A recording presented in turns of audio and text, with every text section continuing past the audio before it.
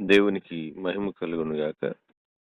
దేవుడిక్కడ హోషేయ ద్వారా ఎఫ్రాయిమీయులతో మాట్లాడుతున్నాడు. ఏమంటున్నాడంటే, ఎఫ్రాయిమును చెయ్యి పట్టుకొని ఎలా నడవాలో నడక నేర్పిన వాడను నేనే. కౌగిలించుకొని, ముద్దు పెట్టుకొని, నేనే వాడిని కౌగిలించుకున్నాను. రెండవది స్వస్థపరిచాను. అయినా ఇవి మనసులో పెట్టుకోలేదు. మనసులో ఇది ఎలా పోద్ది? ఒకనికి చిన్నప్పుడు నుంచి చనిపోయేంత వరకు జ్ఞాపకాలు ఉంటాయి.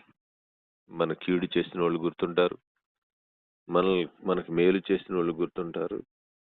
మన పక్షంగా నిలబడిన వాళ్ళు గుర్తుంటారు. మనకి సహాయం చేసిన వాళ్ళు, మన మీద కోప్పడినటువంటి వాళ్ళు అందరూ మనకు గుర్తుంటారు. ఎప్పుడంటే చచ్చిపోయే వరకు బ్రతికినటువంటి కాలమంతా పుట్టిన కాడ నుంచి చనిపోయేంత వరకు ఒక 5 సంవత్సరాలు తెలియకపోవచ్చేమో గాని ఆ తర్వాత మనకంతా తెలుస్తూనే ఉంటది. కానీ ఎవరు నన్ను ప్రేమించారు? ఎవరు నన్ను ద్వేషించారు? అనేటువంటి వ్యక్తుల్ని మనం ఏళ్ల మీద లెక్కేసుకోవచ్చు.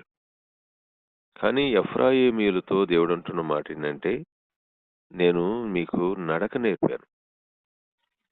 నేను మిమ్మల్ని కౌగిలించుకున్నాను.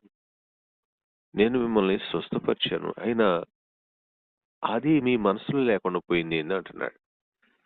మంచి గుర్తుండదా? మంచి చేసినటువంటి వాడు గుర్తుకు రాడా? ఈ సమయంలో నేను చెప్పదలుచుకున్నానంటే, దేవుడు మంచి చేసి ఎఫ్రాయిముకి నడక నేర్పినవాడు ఆయన. అబ్రహాము మంచి నేర్పరి. తన యొక్క దాసులైనటువంటి వారందరికీ ప్రార్థన, యుద్ధం ఎలా చేయాలో, ఒక కోడిని ఎలాగున దున్నటానికి దానికి నేర్పాలో అలా నేర్పేవాడంట. తన ఇంట పుట్టినటువంటి దాసులకి అబ్రహాము విద్య నేర్పాడు. అంటే ఏ విద్య నేర్పాడంటే, ఎలా యుద్ధం చేయాలో నేర్పాడు. ఎలా ప్రార్థన చేయాలో నేర్పాడు. ఎలా దేవునికి దగ్గరగా ఉండాలో నేర్పాడు. అలాగనే తన జీవితంలో తన కుమారుడికి కూడా వాటన్నిటిని నేర్పాడు. అపోస్తలుడైనటువంటి పౌలు ధర్మశాస్త్రానికి క్రీస్తుకి మధ్య ఉన్న తేడాని సంఘాలకు నేర్పాడు.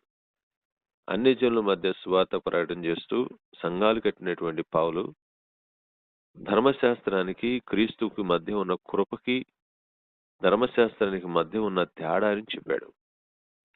ఇవి మనం ఒకసారి గమనించుకోగలిగితే, ఆలోచన చేసుకోగలిగితే, దేవుడు మనకి క్రీస్తు మనకి నేర్పించేవాడుగా కనబడు. మన బోధకుడు ఆయనే. బైబిల్లో రాసిన మాట ఏంటంటే, బోధకుడు ఒక్కడేనని. పరిశుద్ధాత్మ దేవుడు మనకి అర్థమయ్యేటట్టుగా చేయగలడు. క్రీస్తు మనకి బోధించగలడు. బోధించాడు ఆల్రెడీ. దాన్ని మనం చదువుకుంటున్నాం బైబిల్లో నుంచి. మొదటి నేర్పరి దేవుడైతే, రెండవ నేర్పరి అబ్రహాంగా కనబడుతున్నాడు. మూడవ నేర్పరి దావీదు కనిపిస్తున్నాడు. తన ప్రజలని దేవుని వైపు త్రిప్పటం మాత్రమే కాదు, వాయిద్యాలు వాయించటం, చక్కగా పాటలు పాడటం, ఒక సాదాసీదాగా కాకుండా ప్రొఫెషనల్ ఎలాగున్నా వాయిస్తారో అలాంటి మ్యూజిషియన్స్ ని ఏర్పాటు చేసి వాళ్ళకి నేర్పి సమకూర్చి ఆసాఫు అనేటువంటి వారికి దాన్ని అప్పగించాడు. అది దేవుని సేవ నిమిత్తమై యాజకులు పంతులుగా కూడి దేవుణ్ణి ఆరాధించారు. ఇలాంటి వాటన్నిటిని నేర్పిన వాడు దావీదు. దేవునికి ఎలా సేవ చేయాలో, సంగీతం యొక్క విధి విధానాల్లో ఎలా దేవుని ఆరాధన చేయాలి అనేటువంటి దాన్ని ఎలా అభిషేకించాలి, ఎలా దేవుని సన్నిధిలో బ్రతకాలి అనేటువంటి విషయాలన్నిటిని కూడా దావీదు తన యొక్క రాజుగా ఉన్నటువంటి కాలంలో నేర్పించాడు. దేవుని స్తోత్రం. కారణం ఏంటంటే, దేవుడు తనకు నేర్పాడు కాబట్టి తాను నేర్పరిగై ఉన్నాడు. ఈ రోజున మనం ఇతరులకు నేర్పాలంటే మొదటిగా మనం నేర్చుకున్న వరమై ఉండాలి. మనం నేర్చుకొని ఆ తర్వాత నేర్పాలి. మనకి పరిపూర్ణంగా వచ్చి ఉండాలి. అప్పుడు ఇతరులకు నేర్పగలం. కనుక పరలోక రాజ్యం ఎలా పోవాలో నేర్పినటువంటి వాడు మన ప్రభువైన యేసుక్రీస్తు వారు. పరలోక రాజ్యం సమీపించిందని పరలోక రాజ్యం గురించి ఆయన అర్థమయ్యే రీతిలో ప్రజలకు నేర్పాడు. ఈ రోజున వాక్యం వింటున్న నువ్వు ఏమి నేర్చుకుంటున్నావు? ఏమి నేర్చుకోవటానికి యోర్దాను దగ్గరికెళ్లారు మీరు? ఏం తెలుసుకోవటానికెళ్లారు? తెల్లని వస్త్రాలు ధరించుకున్న వాడినా? లేకపోతే అక్కడేమన్నా వింతలు, విడ్డూరాలు జరుగుతున్నాయని ఎళ్లారా? ఏం చెప్పాడు మీకు? యోహాను అంటూ యేసుప్రభు మాట్లాడుకొచ్చాడు. మారు మనసు పొందండి అని చెప్పాడు యోహాను. బాప్తిస్మం పొందండి అని చెప్పాడు యోహాను. దేవుని రాజ్యంలో చేరండి అని చెప్పాడు యోహాను. ఇవి గదా మీరు నేర్చుకోవాల్సింది అంటున్నాడు యేసుప్రభువారు. ఈ సమయంలో నేనేమంటానంటే, ఎఫ్రాయిము నడక నేర్చుకున్నాడు దేవుని దగ్గర.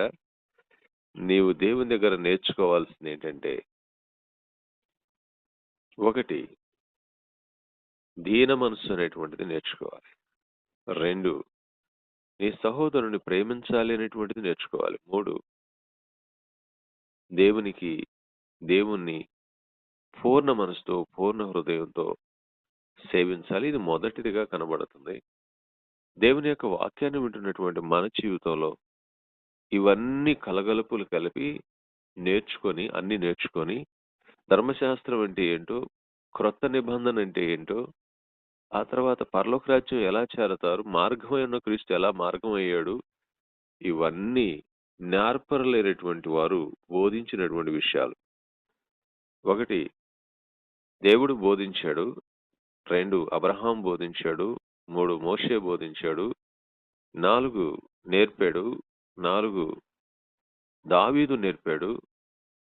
క్రొత్త నిబంధనలో మన ప్రభువైన యేసుక్రీస్తు వారు ప్రత్యక్షంగా సస్యరుడై సంచరించుతున్న దినాల్లో ప్రజలకి ఆయన నేర్పరి అయి భూమి మీదకొచ్చి ప్రజలకి ఎలా బతకాలి, ప్రేమంటే ఎలా చూపించాలని నేర్పించిన వాడు ప్రభువైన యేసుక్రీస్తు వారు.